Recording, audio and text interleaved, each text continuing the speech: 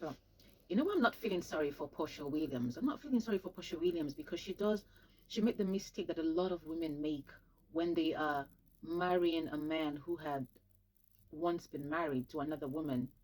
And during the course of that marriage, their relationship was so fractious that they actually left. And that woman actually inserted themselves into another person's marriage, even if they were having issues before they, decided to go their separate ways. When you, as a woman, as a third party, insert yourself into another marriage, and then they divorce their wife, and then you and that man now are going to marry, and you were flaunting this man all over the place like he was the best, he's the best catch and the best things in sliced bread and ice cream, then you don't expect people to be sorry for you or to feel any kind of empathy towards you when that relationship falls apart. And then when you realize that, sis, we've been married to the same man all along. You see, because oftentimes pretty women and entitled women often think that they are special.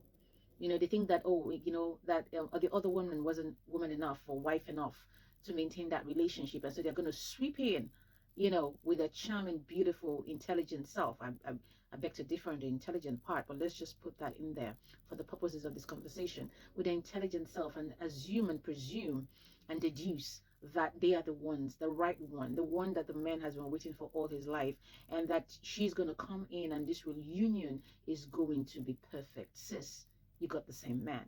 I remember when Porsha Williams went on show, yeah, that's her name, went on her show, and she was being asked about this guy, and I think she had a new book out at that time, and she was being asked, and she talked about, oh, how he treats her, such a southern man, how he treats her, yada yada yada. And she's like, well, you moved in together? And she said, yeah, but so that's not what we do in the South. We don't move in with men that we're not married to. So you're buying a house together, you're already doing stuff before you got married. You see, engaged to be married. Right, and I'm still his special sweetheart. We're in the honeymoon phase. We're enjoying each other. Yeah, it'll come.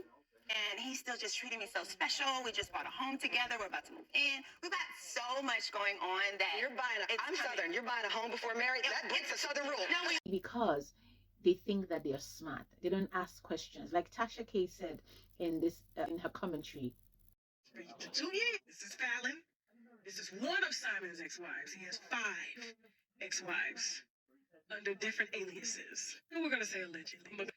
Porsha was Fallon's friend, but they weren't friends. They were close, but they weren't that close. But there's a certain lifestyle these bitches is chasing because they don't want to work. And Porsha knows she has pretty privilege, but that comes with a scammer too.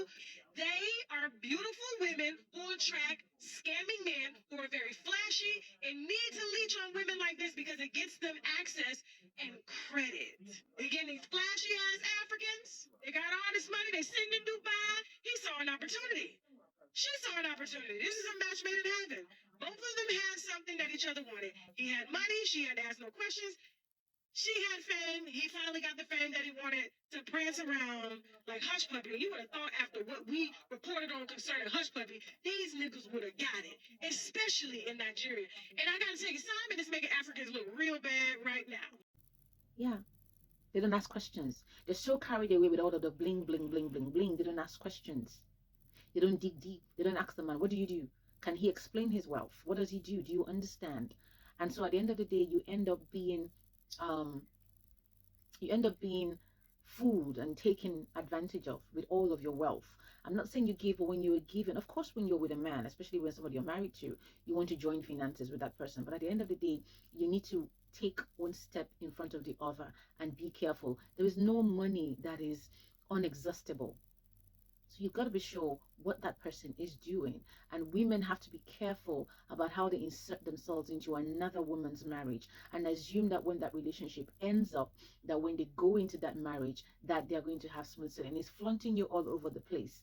We have a saying back home in Africa. We say it's the same stick that the man used in flogging the first wife that is going to use in flogging the second wife.